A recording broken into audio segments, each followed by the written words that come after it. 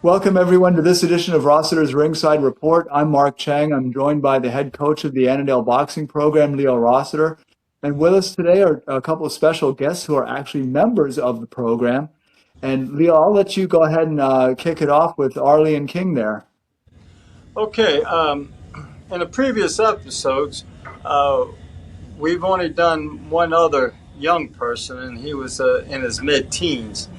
And here we have a couple of our kids who are early teens and way preteen, 8 years old. Uh, I don't want to. I don't want it to get away from our actual function and focus is toward kids.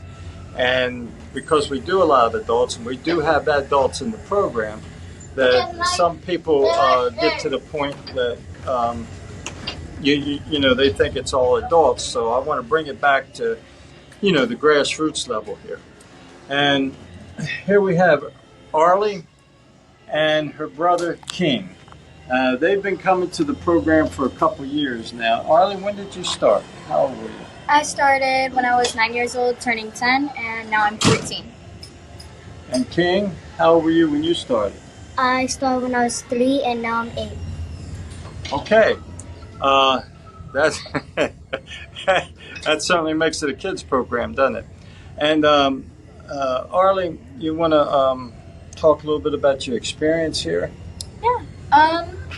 So when I started, my first day was being taught by Coach Leo, and I was introduced, for the most part, by everybody. Everyone's really nice. Everyone's really helpful. Like, if you make a mistake, no one's going to judge you harshly or anything. But it was really easy to learn boxing and pick it up as long as you're really consistent. And even if you don't, it's an easy sport to learn. And as long as you have that dedication or that discipline, it's fairly easy. King, how's it been for you? How have you enjoyed it? Was it hard for you to learn? Give us your opinion. It was good at the beginning. It wasn't that easy, and then until I started getting more better, and then I kind of started liking it. All right, now we have a couple of little problems we have here. Is that they're not insurmountable, but boxing is generally a male sport. It always has been. Now we have, in the last 20 years or so, there's been more females coming into the programs. Now, we still, it's been around 20 years, but we don't get a large number of females. And Arlie, how's that been for you? Has it been hard for you to stick around without other girls, or? I think it's not necessarily hard. It's just, I would say it'd be more comfortable with girls. But it's not terrible or anything. I do think that it'd be fun and more entertaining to have girls, but it doesn't affect how you learn or how you box at all. And honestly, it's even better because you get to spar with males and stuff like that, who are generally usually thought of as stronger and stuff like that. It just shows that you're stronger in your own ways and stuff like that. So. Okay, another problem we've had is keeping little people in. Now, King, he's been here since he was 6 years old, but people come in, they'll bring their kids from elementary school. They're 7, 8, 9 years old. They stick around for, sometimes they don't even come back after the first day, but sometimes they'll stick around a little while, and because there aren't other kids around, they quit coming. So that's the challenge now, is we're working a lot on hand pads with them, and we're starting to travel around to other gyms to get them sparring, which is work with other kids in a potentially boxing situation. So that's pretty much a wrap up of it, Mark. These two right here, they've been coming in for years. Arlie and King both, they've stuck by. She's seen girls come and go, and King's seen other kids come and go. but they have stayed and they've both progressed, and they're looking pretty good. If we could, I'm taking them around, getting some, uh, you know, sparring with kids their age, and then hopefully next year we can get them competing. Mhm.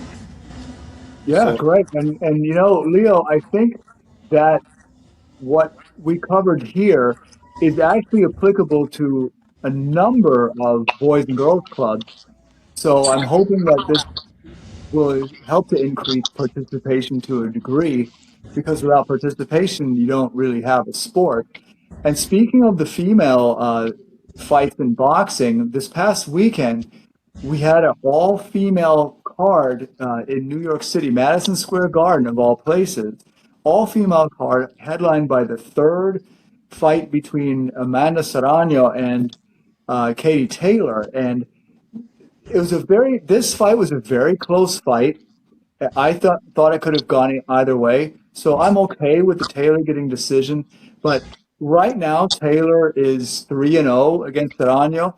And I don't think that really reflects the competitiveness, because the second fight, the one before this one, I thought, in my opinion, Serrano clearly won that fight.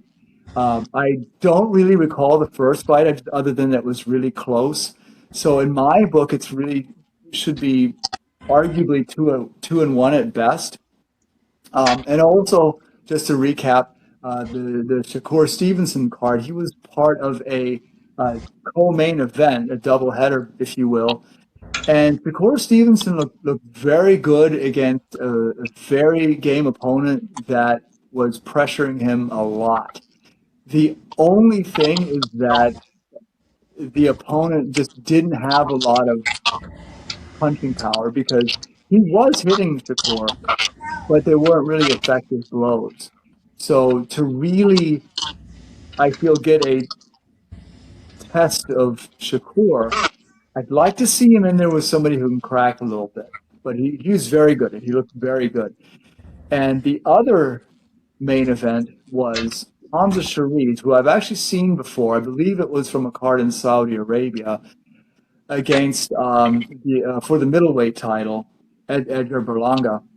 And he looked incredible. He looked really scary. And I'm thinking it would be a really great match to see him against like a David Benavidez, because they can match each other physically, and they both just have pretty scary punching power. So with that, any closing thoughts on this episode, Leo? um, yeah, it, there's still a lot of work that has to be done. When kids come in, make it more comfortable for them to stay. Um, the the biggest thing is when a kid comes in or a girl comes in and there's no other girl there that night or no other kid there that night. They think it's all adults, and mainly late teens, mid to mid 20s is the bulk of the folks who come in and stick around and compete. But um, we're trying to reach out. We do have some guidance counselors that contact us, and we do have some gang prevention folks who contact us, who try to, get the kids that are, on the verge of going astray into something that, they can. That we're cheap. We don't charge a lot of money, and if somebody can't afford it, we don't charge at all. And it's 5 days a week, so it's consistency to keep them off the street and out of trouble. So that's primarily our focus is toward kids and keeping them off the street and out of trouble. That's my closing thought. Excellent. Well, thank you, Leo. Thank you, Arlie. Thank you, King, for being on the episode.